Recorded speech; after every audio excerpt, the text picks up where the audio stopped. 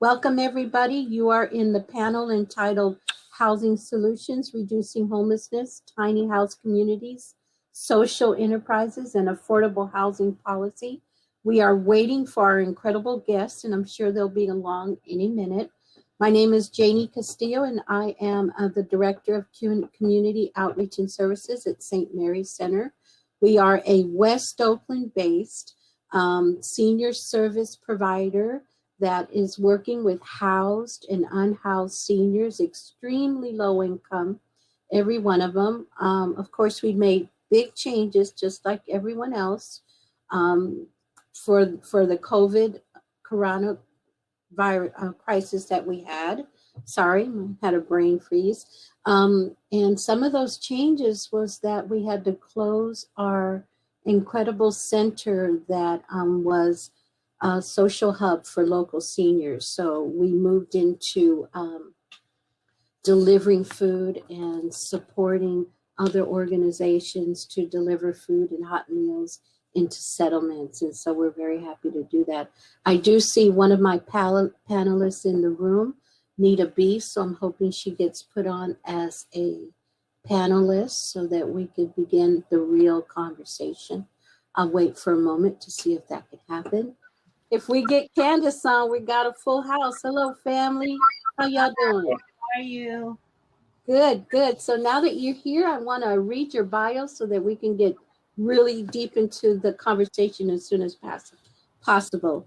Needa B is a businesswoman, artist, organizer, activist, educator in Oakland and beyond, tackling colonization, immigration, education, police terror, housing, displacement, homelessness, health, food justice, and culture. She is a Haywood Burns Fellow and the former program director of Michael John Civil Liberties Institute. She is co-founder of the League of Filipino Students, Healthy Hoods, Reparation Records. She is the founder of The Village in Oakland, and we're going to get deep into that, a grassroots nonprofit that provides direct services, advocacy, and education to unhoused communities. She is co-founder of the Homeless Advocacy Working Group and the Bay Area Landless People Alliance. Activist Needa has been unhoused with her daughter for 3 years. When she's not advocating for justice, she sells Filipino food at Oakland's legendary Lumpia Lady. Thank you for being here, Needa. Also, Ayat is a Black Semono born in San Francisco, raised in Washington, D.C., and in the Bay Area since 1989. As the son of members of the Black Panther Party, he is a proud Black Panther Cub. He is the former president of the Florida Black Historical Research Project, a nonprofit started by his father that provides education on Florida's Black and Indigenous history and successfully solidified land acquisition for the Black Semonos of Florida. He is the co-founder of First They Came for the Homeless in San Francisco and Berkeley, and he currently is the lead builder of the Village's Housing and Dignity Building Team and serves on the organization's Leadership Council. He is also a founding member of the Cardboard and Concrete Unhoused Artists Collective. Welcome, welcome, welcome. So I wanted to kind of start with an exercise for our audience. It looks like we have about 140 people here. And I wanted to ask you to think of a homeless person. And I want you to kind of become aware of what images come up for you and what belief systems come up for you. If we had time to share, I know that there would be many similarities between what we think. And there are probably just as many similarities as there are differences. Unfortunately, most of us would be wrong and some of us would be right, because our responses are based on our personal individual experience with homelessness. And they may range from actually experiencing homelessness to having a relative or just driving by settlements every day in Oakland. But one of the things I did was I did not ask the question right. Candice, you're here. I asked the question wrong intentionally because the first question that we're going to deal with is how to change the detrimental narrative of homelessness. So right away, I'm going to say that homeless is not an adjective. It does not describe a person ever. It is a condition in which a person is living in. And so let me open it up to the panel. We'll start with Needa and then Ayat first, and then I'll introduce Candice and let you guys really talk about how do we change and challenge the narrative of homelessness. Thank you, Janny. Hi, Candice. Good to see you. I think first and foremost, we have to understand that where the current stereotypes of homelessness come from. Most people think that all homeless people have mental health issues, including drug addiction. It's a mental health issue, not a criminal situation, or are criminal. And so we have to understand that those stereotypes actually came out of Ronald Reagan's era, when he shut down all the mental health hospitals, and mental health patients were literally went to the streets, and they have been going to the streets since the 80s. And when the crack epidemic, which was also created under the the Reagan administration, hit the hood, we saw people who were homeowners losing their homes because they were caught up trying to chase crack. And so these two stereotypes have continued to be the running narrative of who is homeless and what does a homeless person, what population is in. And the reality is that's not true. For as many unhoused people as there are, first of all, the word homeless is questionable too, because we'll get more to that later in the conversation. But for every unhoused person who is in the streets, that's how many stories there are for why that person is homeless. Yes. It is not a monolithic group of people. I think even by the introductions you gave for me and Ayat, we're both homeless. Ayat's been homeless for what, more than 10 years now, right? But did you hear his accolades? 16 years, and did you listen to his accolades? What this man has actually been able to provide to society? Yet he's homeless, right? And you know what I've been able to do in my lifetime, and yet I'm homeless. And so you cannot stereotype homeless people because we are not a monolithic group. The reality is, though, that the longer we are forced to be in the streets, the more susceptible we are to criminal behavior to survive, the more susceptible we are to mental health issues to cope, because it's hard out there. It is hard out in the streets. It's crazy.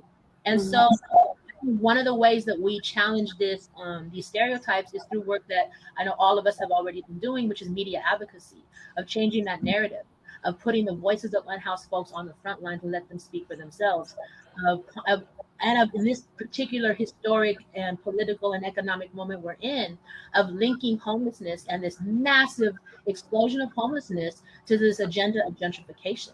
That the people who are becoming homeless today, in the past, let's say 20 years, are homeless because they cannot afford homes in a working class town, the Oakland. Well, let's specifically talk about Oakland. That's what I can speak on. A working class town has suddenly become the playground for the rich, and in doing that, it has created homelessness. And so, who is homeless now? They're the people who've been living and working in Oakland for generations, who have jobs, who have businesses, who went to school here, and so. And I think another thing we need to think about too is that until we really challenge this paradigm that puts up capitalism and white supremacy as the be-all, end-all, until we challenge that, until we come up with a completely different way of existing, other than capitalism and without white supremacy, we have created, those two systems have created what have been called throwaway populations. And that's Black folks, that's Native folks, that's poor folks, that's undocumented folks, that's seniors who no longer can be, good workers under capitalism. They're throwaways. People with mental health issues who cannot function. People who have no land. These are throwaway populations under capitalism and under white supremacy. And until we challenge that, until we change the paradigm we exist in, there will always be throwaway populations, and homeless folks will always be part of those populations. And we will always be scapegoated and stereotyped as others, as undesirables, as people who don't deserve to exist. Thank you, Needa. You are so right. You know, we're so used to the term previously unhoused people. We need to know that most people out there were previously housed people, you know. So my goodness, you just kind of broke that open for me. Thank you. Ayat, do you have anything to add to that conversation before I ask Candice? Yeah, real quick. I used to tag and write a lot. That home is a place that you make, is a place that is made. Actually, home is a place that makes you. And I've learned out here in the street, it doesn't matter where you are, where you at, your environment is constantly making you, your family, that circle, even if it's you. And for some people, I've seen them on the street. Yeah, their belongings is the only circle of people that they have around them, and they actually talk to them. Home is a place that makes you in this nation. To my mind, I'm just going outside of me as a protester and direct action group leader. The reason why I do it is because it's a label, and to be truthful, only people in this world that truly is homeless is the Jewish people who are still looking for a homeland because they give themselves that mental prison. Okay. Then there's white people in America because this is not their home. Mm-hmm. And those are the real people who are homeless in this world. Everyone else is making themselves at home and is trying to love the person next to them, take care of the person that they're with, the tribe, the neighbor.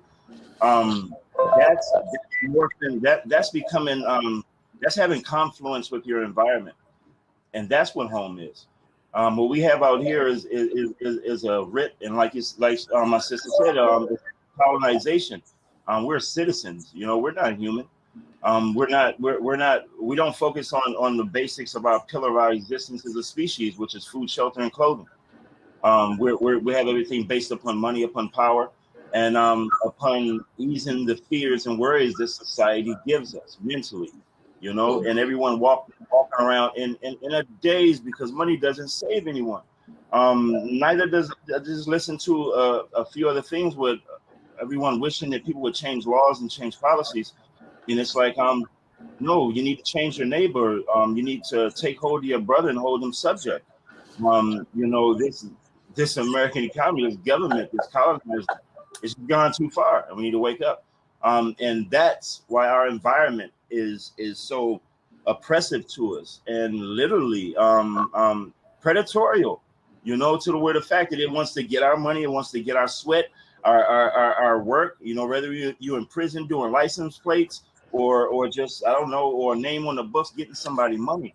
We're no longer looked at as citizens, and we're cast into society, and we're all going to feel left out. I don't think any of us are inside of this colonizer's view of the world. Thank you. Yes, you're absolutely right. There's so many points in there. Let me ask Candice about how we could actually change the narrative, Candice, from your perspective. Candice is the founder and executive director of the East Oakland Collective, and the EOC is a member-based community organizing group invested in serving the communities of East Oakland by working towards racial and economic equity. And she does a lot. So, Candice, do you want to speak to the question at hand? Yes, good afternoon, everyone. It's definitely, I'm humbled and honored to be here. Excuse me, dialing in from the car. I am attending the funeral service from one of my staff members and dear friends. So I may go on and off camera. But really just uplifting what was already beautifully said about changing the narrative of homelessness, and some of the ways that we can do so is by talking to people.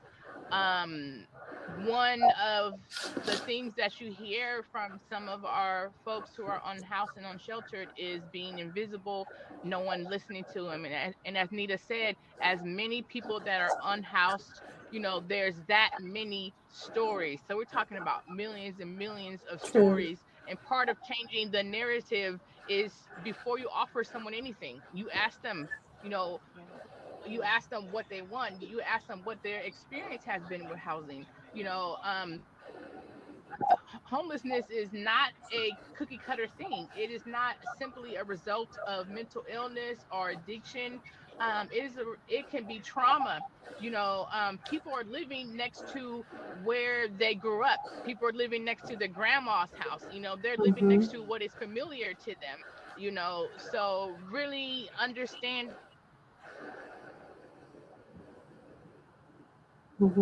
Oh, lost your audio.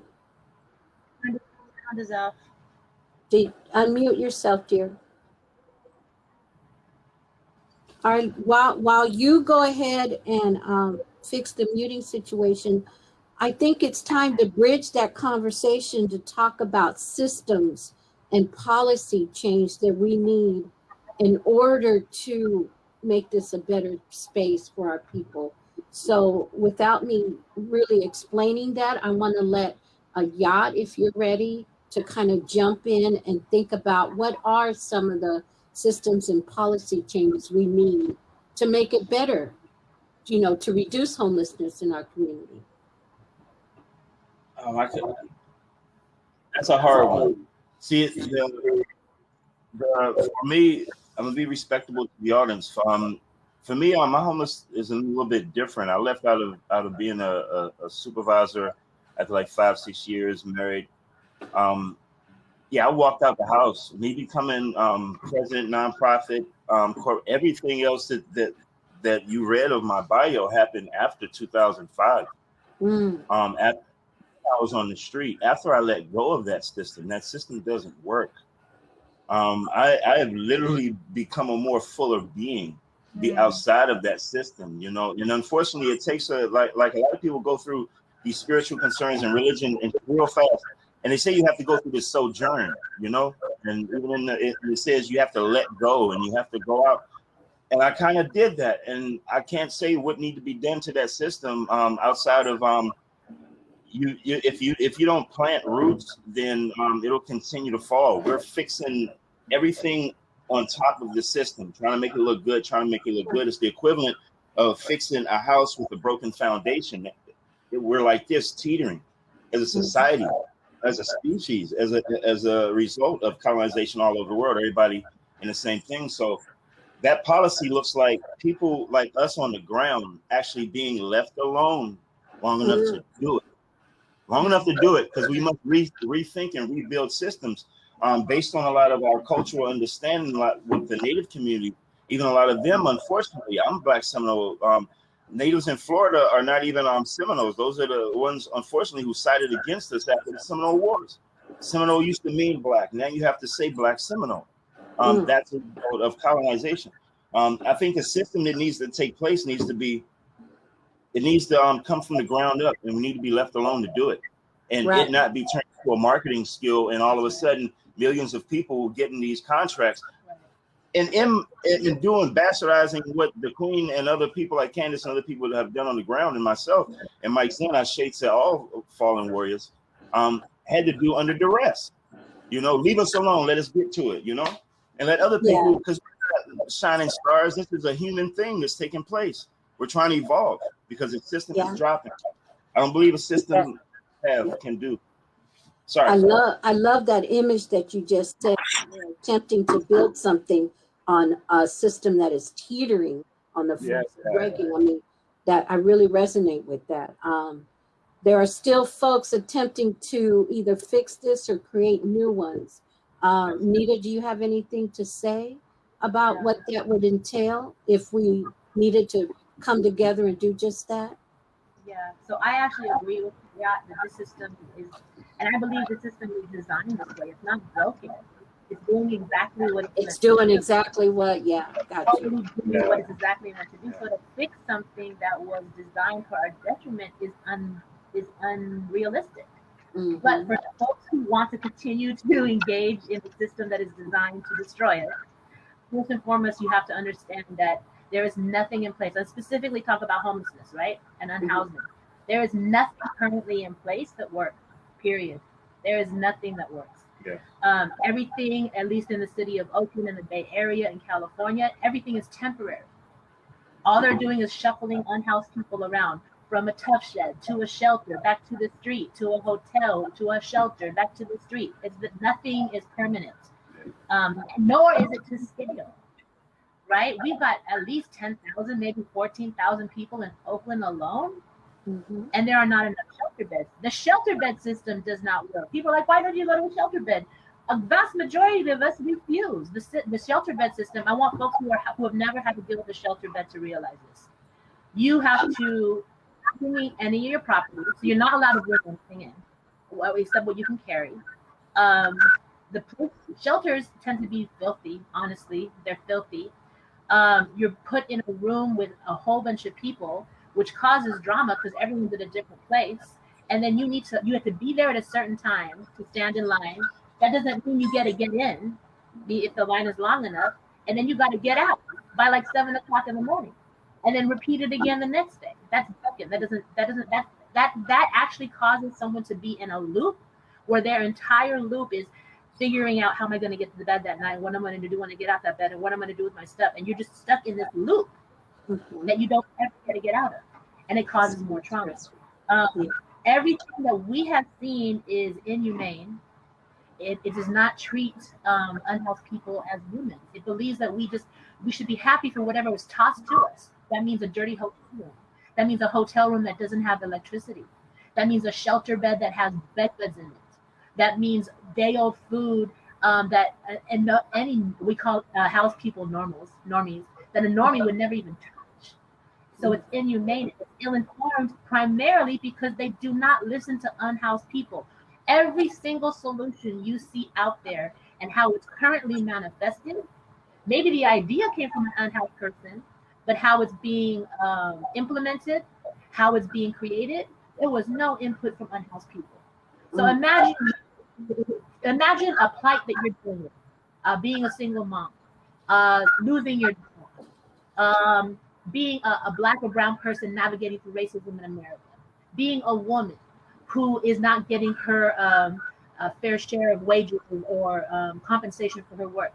Now imagine you have a solution to that problem and no one listens to you, but somebody who has never stepped in your shoes creates a solution and imposes it on you, and then tells you, well, that's all you get, and you should be thankful. That's what's happening to homeless people. Yeah.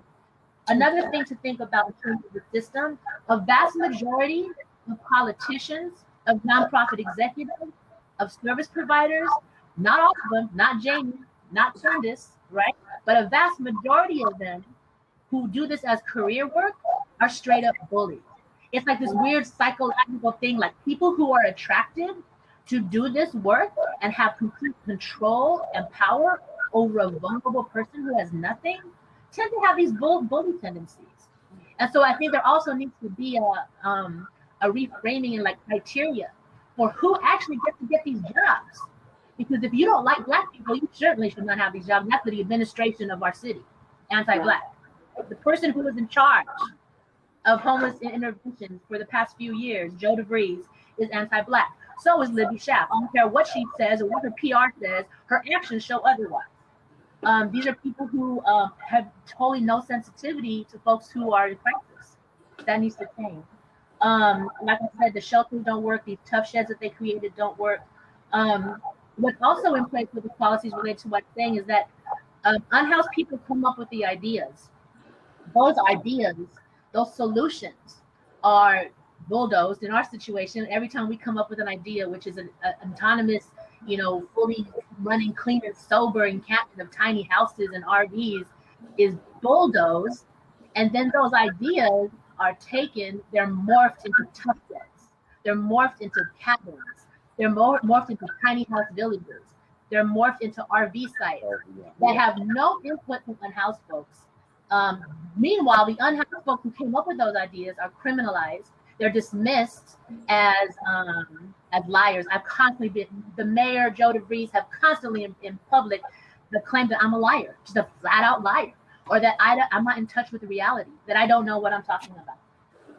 But these ideas that we've created, that unhoused folks have created, they're bastardized, they're co-opted, they are a multi-million-dollar price tag is put on them. They slowly go through a 2-3 year bureaucratic process, and then a handful of people get to have it temporarily. Meanwhile, these power brokers give themselves high fives Meanwhile, thank you. Thank you, Needa. You just said a lot. You got a bunch of comments that are appreciating your words. We've had a couple of condolences for the staff member of Candice, and it looks like you're talking to an audience that really gets it. Candice, are you able to share right now? Just want to check your sound. Can you hear me? Okay, awesome. Yes, we can hear you. Okay. So we're talking about systems and policy change. Candice, do you want to speak to that? So what we also need to look at is we need systems change, and when it comes to housing, and what types of housing. We are no longer looking at the cookie cutter housing, your standard brick and mortar. There are people forming resilient communities. There are people who want land. They don't want you to give them a shared room. They don't want transitional housing. They actually want land. They want to build their own homes, and what large agencies and government is doing is trying to put people in housing that is not, the stock is just not there, and by the time it takes to build deeply affordable housing, people are still dying on the streets. So we need to look at immediate solutions on how do we house people now, which is why I love the village so much, because they're building homes. They're building tiny homes. They're reclaiming land. And we need to honor that, and we need to find these vacant parcels, these vacant buildings, and rehab them, and then let our people get people into safety, off the street, because our unhoused folks in these encampments are targeted. They're targeted, they're harassed, by house folks, by the police. So really moving people onto safety where they can have autonomous communities is the immediate solution, while we work on the other issues, the other policy issues that come with the housing and homelessness crisis, such as rent and subsidized rent, and access to home ownership, and rent control and rent laws, stuff that is unfortunately is not passing in California that we need to pass. And all this comes from decades and well, centuries old racist housing policies, that discriminate against, people of color, and that always keep us down in the bottom of a totem pole.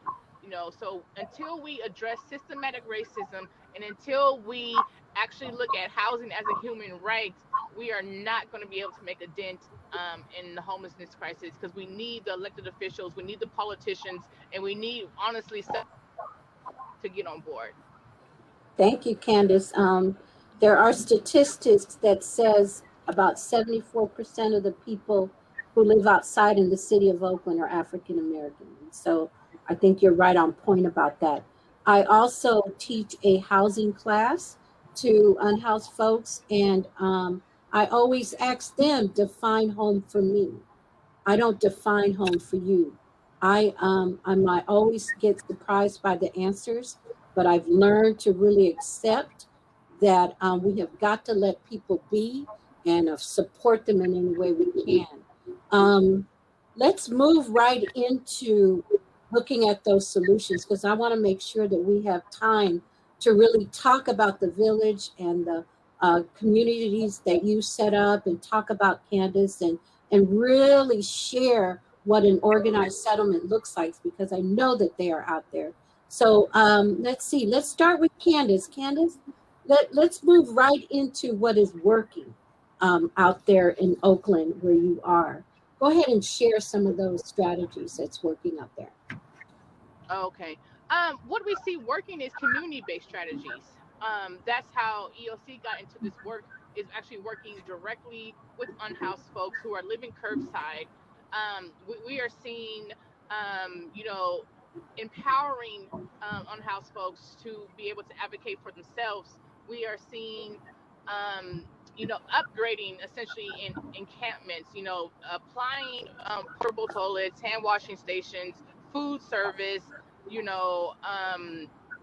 really caring about people while they are living curbside, and then simultaneously working on, you know, the long-term solutions, which is permanent housing, with supportive and wraparound services, but really moving towards autonomy, and then actually recognizing curbside communities kind of like for this new sense of community. So in the absence of housing, people have built resilient communities. You know, so it's really giving people the power and the resources that they need. So while they're in this situation, you know, to be able to still survive. And when you give people land, and when you allow people to self-select, you know, because right now everyone's just kind of forced to kind of congregate, or most people are forced to congregate in these encampments or informal settlements or curbside communities, you know, whichever way you would like to call it. But when people self-select and they're giving the resources, we see people do, you know, a little bit better. So it's really looking at land. Land is the heart, I think, of a lot of the homelessness and housing crisis that we see, and especially like in East Oakland, where I do most of my work, there's tons of land. So why isn't the government giving land to people? You know, and we stand on land that isn't ours anyways. You know, so who is the government really to tell us kind of like what to do? You know, but so really looking at lands and land sovereignty. Yes, completely agree with you there. Absolutely. Nita? Yeah, I agree with everything that Candice had just said. And so, not to repeat to what she said, I wanted to offer some actual things that do work. One thing I want to really frame this is that how a city approaches or intervenes in homelessness is a choice. And the city of Oakland, a lot of the Bay Area, is choosing the least humane path.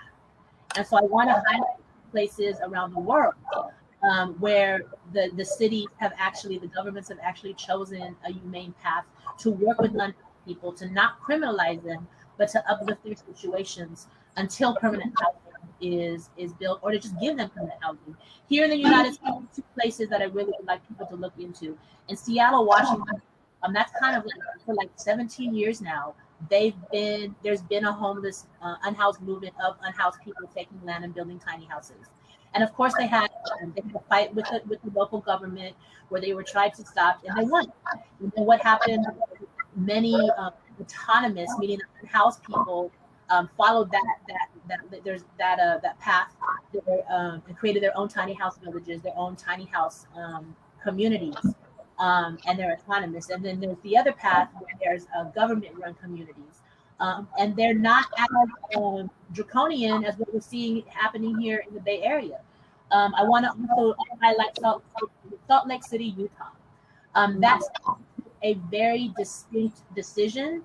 Rather, they had hundreds of empty residential units that were boarded up, and rather than take the agenda of gentrification and to move that into the future of Salt Lake City, the politicians of Salt Lake City made a choice to reject gentrification and to house every single homeless person in that city in an empty boarded up apartment.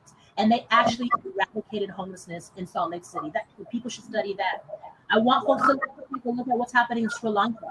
In Sri Lanka, they have informal settlements, curbside communities, and rather than bulldoze those communities or criminalize those communities, the government of Sri Lanka, the federal government of Sri Lanka, created a grant and invited curbside communities, invited these formal settlements to create a plan, to apply for a grant to improve their situation.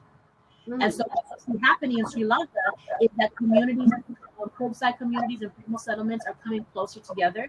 They're organizing themselves, and they're coming up with plans and solutions and applying for grants that the government then gives them money for them to build their tiny houses, for them to build sewage systems, for them to build solar power. And it's amazing. It's not out of the question. It's not radical. It's a humanity.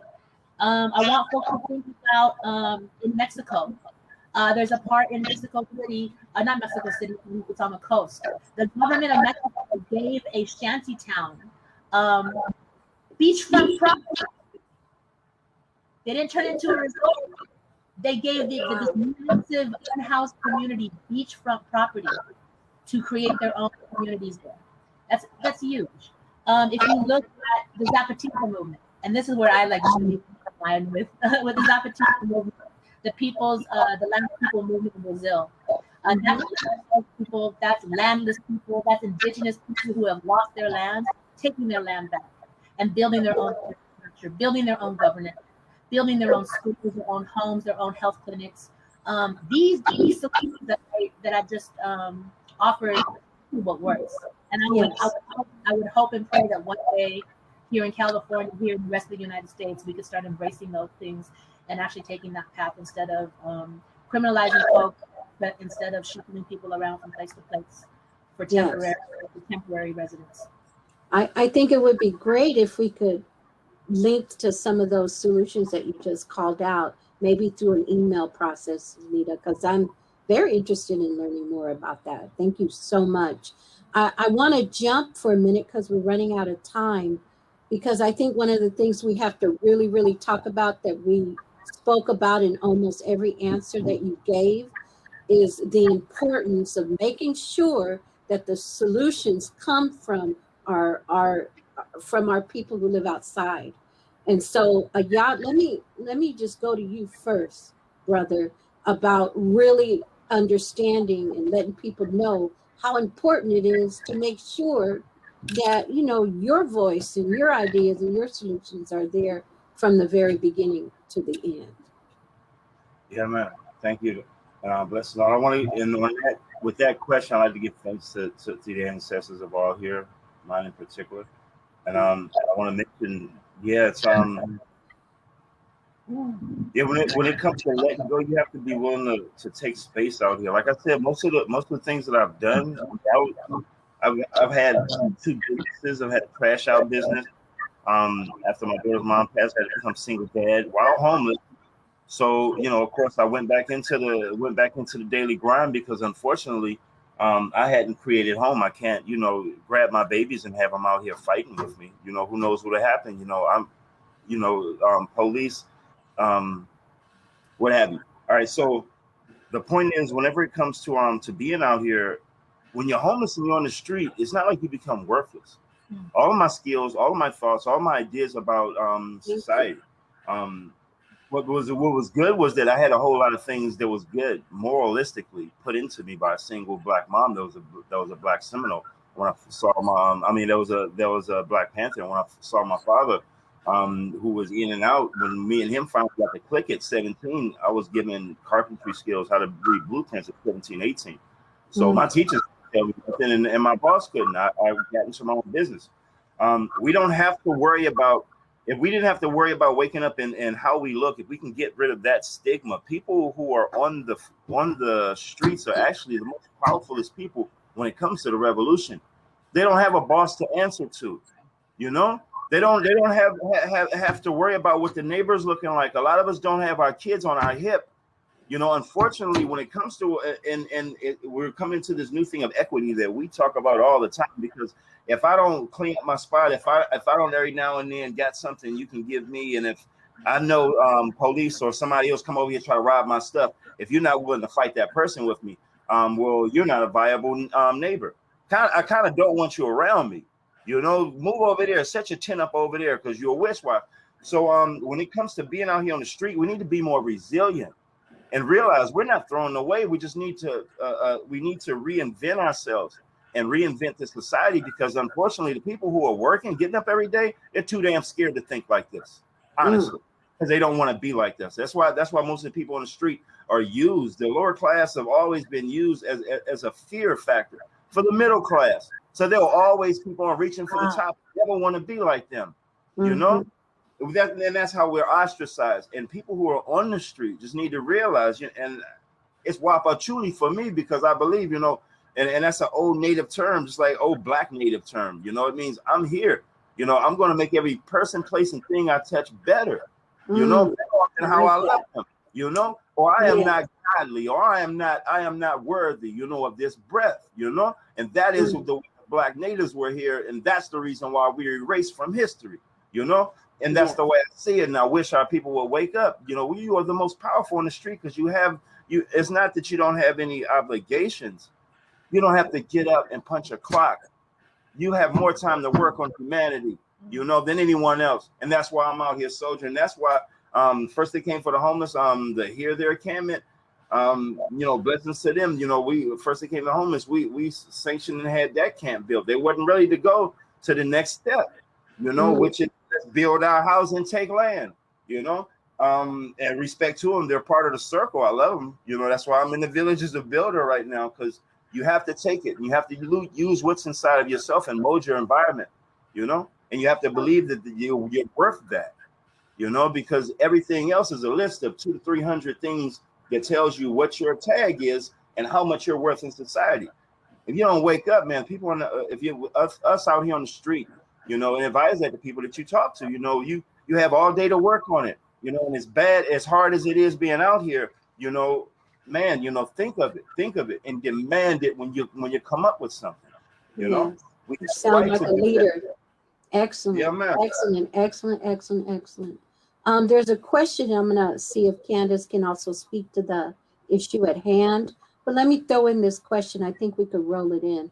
What call of action would you give to cities on how to address homeless minors who often have no access to emergency housing resources? And Candice, I'm gonna throw it to you to speak to the question that we have on the table, and this if you'd like to. I am going under a tunnel. So. Uh-oh.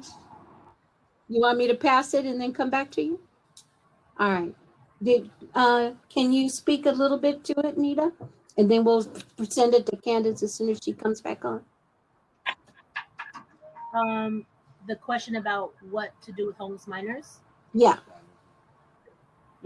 So what you know, I think folks should also realize and know, if they don't, that for decades, since the 80s, since the crack epidemic, Oakland had the largest numbers of unhoused youth and youth who did not have a parent with them, who did not have a guardian with them.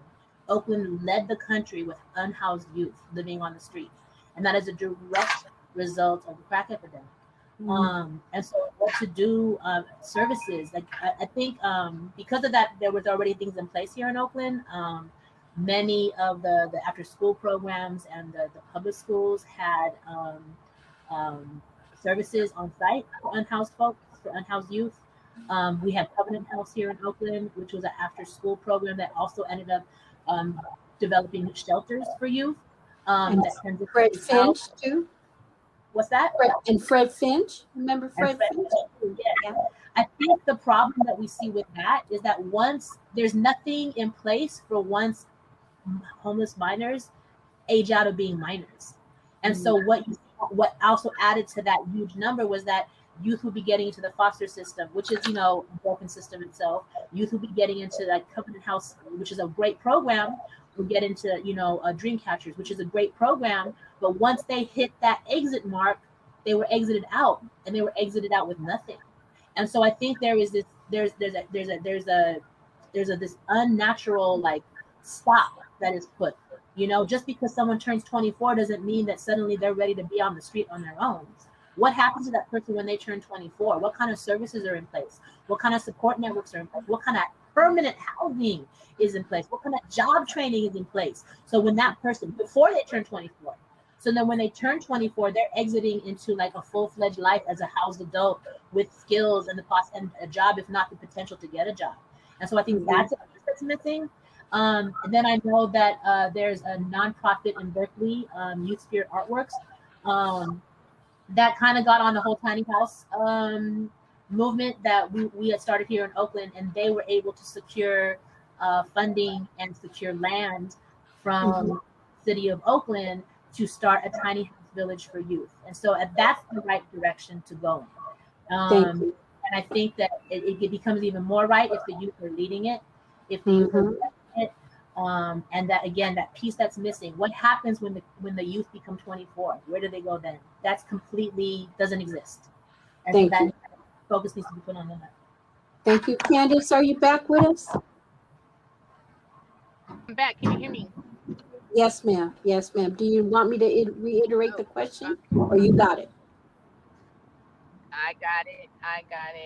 I caught the tail end of what Needa was saying, and I definitely have to agree to all points. It is about investing in our youth and investing at, you know, the earliest ages. And we have it's a multifold problem where we have a lot of unhoused youth that are living with their parents, you know, in vehicles and RVs and on the street, unsheltered. So it's really, you know, making sure that these kids are okay. It is investing in transitional age youth. There's not a lot of shelter options between that age range of 18 to 24. You know, so what happens when a um, foster youth, a systems involved youth ages out? You know, what happens when they get out of juvenile hall, or youth corrections, and they have nowhere to go? So really making sure that the shelter options, there's workforce development.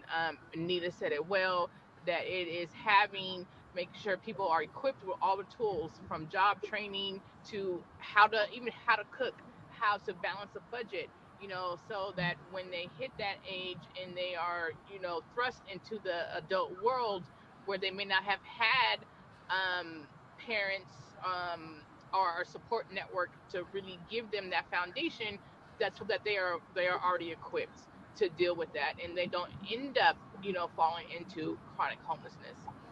Gotcha. No, you are absolutely right. We are almost out of time. We have like 3 minutes for real.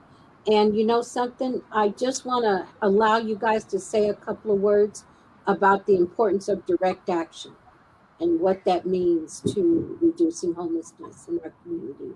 So, Candice, I'm gonna let you go first. Direct action. We got about a minute. I've been really thinking about over the years and in the course of this work, you know, how do we build compassionate community? How do we navigate this system that we find ourselves in, which pits us against each other, which pitch, you know, house folks against unhoused folks, and so forth. And we all need to learn how to live together, you know, and how there might be a curbside community down the street from you, from your business, from your school, but how do we actually all unite and force elected officials, force the city to do what they're supposed to do? So it's about how we complain. So we don't get on next door, and we don't complain in a way that will actually have somebody moved, you know, and further displaced, cause further trauma and harm to people. But how do we actually call the mayor and say, and that's how we have to, you know, we have to call the mayor, call our council members, and say, no, this curbside community needs a portable toilet. That's how we address the lack of a bathroom. That's how we give people dignity. Yes, this group, these people, us, we need permanent housing. We need more humane shelter. We're not talking about tough sheds, and we're not talking about necessarily in more shelter beds, you know, because it doesn't meet the needs of everyone. But so how do we compassionately, you know, apply pressure to the city and to the powers that be, you know, and the folks who have money, you know, um, invest in housing solutions, and homeowners, and voters, you know, we need to vote consciously. Homeowners, you know, we're scared of taxes, you know, so sometimes we vote against stuff that, you know, would actually benefit the entire community, but we think selfishly, right, in this capitalist system. So how do we become conscious homeowners? How do we become conscious voters? And we vote in policies and laws that would actually, you know, do rent control. How do we, you know, pressure the government to incentivize affordable housing? So direct action, like, you don't have to sometimes get down in the streets if that's not where your comfortable is. It is writing your council member, it is writing the mayor, it is writing the governor, you know, it's writing all the powers that be. It is having those hard and difficult conversations with your family and colleagues at the dinner table, having those difficult conversations at the next door when you see that people might harassing a curbside community or might be harassing an unhoused individual, you know. So, and really, so it's really, you know, acting with compassion, and then doing more to pressure the local government to do better. Oh, Candice, I think you just took us home. I want to thank the Center for Transformative Action for this beautiful space to be able to share our knowledge and our experience. It looks like the director of EBHO, Candice, says that you are right. Homeowners should be not to vote like a homeowner, to change the way homeowners vote. So you got an okay on that. Thank you, everybody, for joining us. I know you're going to go off to another beautiful session. Thank you, family, for joining me for an hour and speaking truth to power like we always do. Blessings. Yeah, man. Thank you. Blessed be. Thank you. Thank you.